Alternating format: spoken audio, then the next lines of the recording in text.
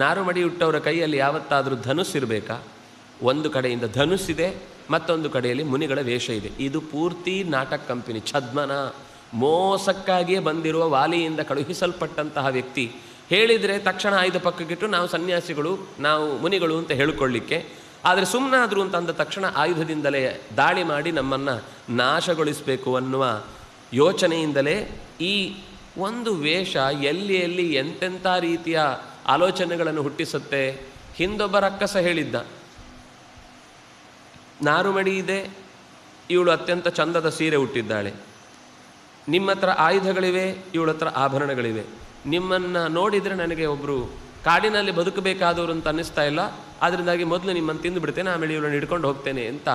ಹೀಗೆ ಒಬ್ಬೊಬ್ಬರಿಗೆ ಒಂದೊಂದು ಥರದ ದೃಷ್ಟಿಯಿಂದ ಇವರ ವೇಷಭೂಷಣಗಳು ಯಾವಾಗಲೂ ಹಾಗೆ ಲೋಕವನ್ನು ಮೆಚ್ಚಿಸುವುದು ಹುಚ್ಚುತನ. ನಾವು ಯಾವ ರೀತಿ ಇದ್ದರೂ ಎಲ್ಲರಿಗೂ ಒಂದು ಥರ ಕಂಡೇ ಕಾಣುತ್ತೆ. ಏನಿಲ್ಲ ಅಂದರೂ ಹಾಗೆಯೇ ಇದ್ದೀರಿ ಅಂತಲೂ ಅಂತಾರೆ. ದಪ್ಪ ಆದರೆ ಏನ್ರಿ ದಪ್ಪ ಆಗಿಬಿಟ್ಟಿದೆ, ಚೆನ್ನಾಗಿ ಹಿಡಿಸ್ಬಿಟ್ಟಿದೆ ಊರು ಅಂತಾರೆ. ಏನೂ ಇಲ್ಲದೆ ಸ್ವಲ್ಪ ಸಣಕಲಾಗಿದ್ದರೆ ಏನು ಊಟ ಹಾಕಲ್ವ ಮನೆಯಲ್ಲಿ ಅಂತ ಹೇಳ್ತಾರೆ.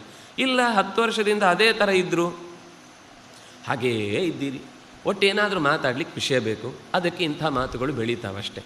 ಆದರೆ ಸುಗ್ರೀವನಿಗೆ ಒಂದು ಯೋಚನೆ ಇಲ್ಲಿ ಕಾರಣ ಇದೆ, ಅದಕ್ಕೆ ಹಿಂದೆ ಅವನ ಈ ಲೆಕ್ಕಾಚಾರದ ಹಿಂದೆ. ಯಾಕೆಂದರೆ ಅವನು ಒಬ್ಬ ರಾಜನಾಗಿ ಯೋಚಿಸ್ತಾ ಇದ್ದಾನೆ. ಸುಮ್ಮನೆ ಯಾರೋ ಕಮೆಂಟ್ ಮಾಡಲಿಕ್ಕೋಸ್ಕರ ಬಂದ ಒಬ್ಬ ವಿವರ್ಸ್ ಅಲ್ಲ, ಅವನು ವಿವರಾಗಿ ಬಂದವನಲ್ಲ.